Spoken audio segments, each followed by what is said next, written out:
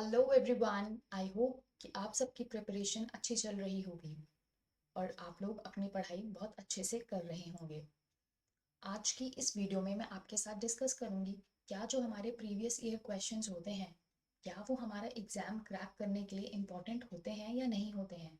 बहुत सारे बच्चों को डाउट होता है कि मैम प्रीवियस ईयर क्वेश्चंस पढ़ के जाएं या नहीं पढ़ के जाएं, या फिर सिर्फ लास्ट मिनट में हम एक बार देख के चले जाएं, या कोई यूट्यूब पे हमें वीडियो अवेलेबल है प्रीवियस ईयर क्वेश्चन की तो हम वो देख के चले जाएं, क्या वो सफिशिएंट है या नहीं है।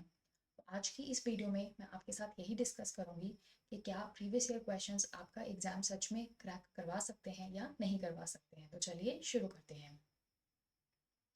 देखिए, सबसे पहले आपको क्या करना है कि जो आपके 5 ईयर्स के पेपर हैं, लास्ट लास्ट 5 ईयर्स के पेपर्स को आपने जब स्किम करना है, जब आप स्किम करेंगे तो आपको उनको कैटेगराइज करना है हाई, मीडियम और लो यील्ड में। ये मेहनत का काम होता है। देखिए, आप एक कॉम्पिटिटिव एग्जाम की तैयारी कर रहे हैं, आपको ये चीज़ बहुत अच्छे से समझनी होगी कि आपको हर चीज़ प्लेट में नहीं परोसी जाएगी। कुछ आपको मेहनत अपने एंड से करनी पड़ेगी, कुछ नहीं, आई वुड से बहुत ज़्यादा मेहनत आपको अपने एंड से करनी पड़ेगी।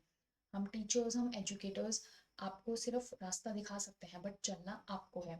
तो आपको क्या करना है, जब आप प्रीवियस ईयर पेपर्स को स्किम कर रहे हैं तो आप उसको 3 कैटेगरीज में डिवाइड कर दीजिए। आप एक पेपर लीजिए, on a sheet of paper आप ऐसे कॉलम बना लीजिए और आप लिख लीजिए high, medium and low.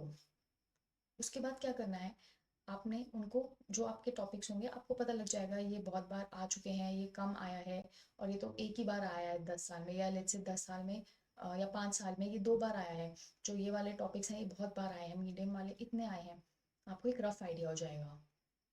Then identify recurring keywords that signal exactly what the examiner is looking for।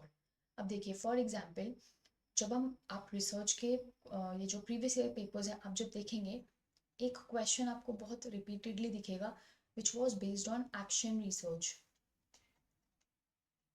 और एक्शन रिसर्च के कुछ कीवर्ड्स ना बहुत स्पेसिफिक हैं, जैसे local level problem, school level problem, immediate problem का जो सोल्यूशन है।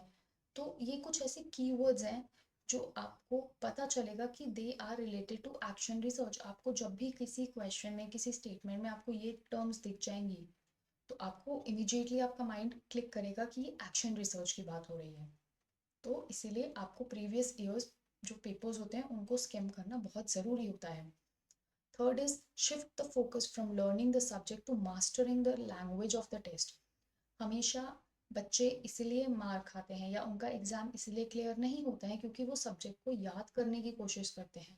आपको सब्जेक्ट याद करना है, नो डाउट, बट उसको रटना नहीं, आपने समझना है कि कॉन्सेप्ट एक्चुअली में पूछा कैसे गया है। आपने टेस्ट की जो लैंग्वेज है आपने उसको समझना है। तो अगर आप अपना माइंडसेट वहाँ पे फोकस करेंगे और आपको कैच वर्ड्स जो होते हैं ना, कीवर्ड्स को कैच करने की आपको आदत हो जाएगी ना, तो विद इन फ्यू सेकेंड्स आप कोई भी क्वेश्चन आराम से सॉल्व कर सकते हैं। Then second is building your strategic road map. अब आपको अपना स्ट्रैटेजिक रोड मैप बनाना है। First is identify the patterns back to create a filtered study guide. यानी आपको नोट्स से क्वेश्चंस नहीं करने हैं क्योंकि अब दिन कम रह गए हैं।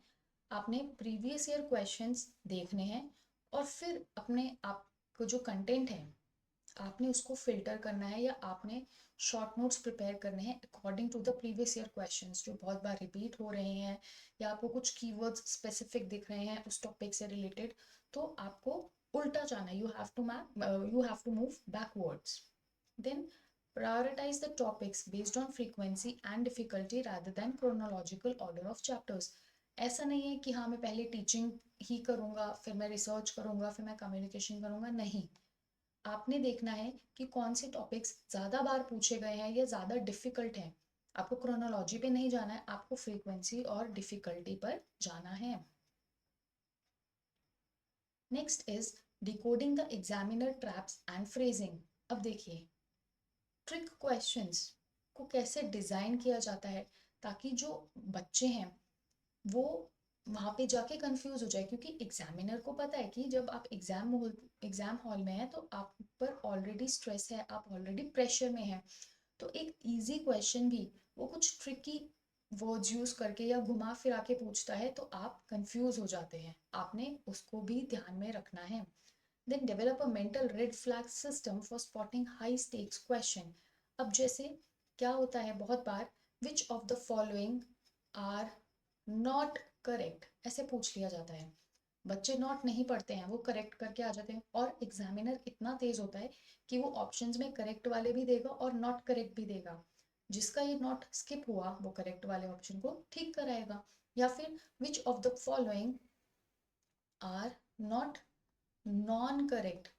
अब जब नॉट नॉन करेक्ट पूछा तो दो नेगेटिव क्या बनाते हैं, पॉजिटिव बनाते हैं, यानी वो करेक्ट पूछ रहा है। अब यहाँ पे भी आप उल्टा कर सकते हैं। तो आपको मतलब वो चीजें देखनी पड़ेंगी जहाँ पे बहुत ज्यादा रिस्क है, ठीक है, कि आपका क्वेश्चन गलत हो सकता है।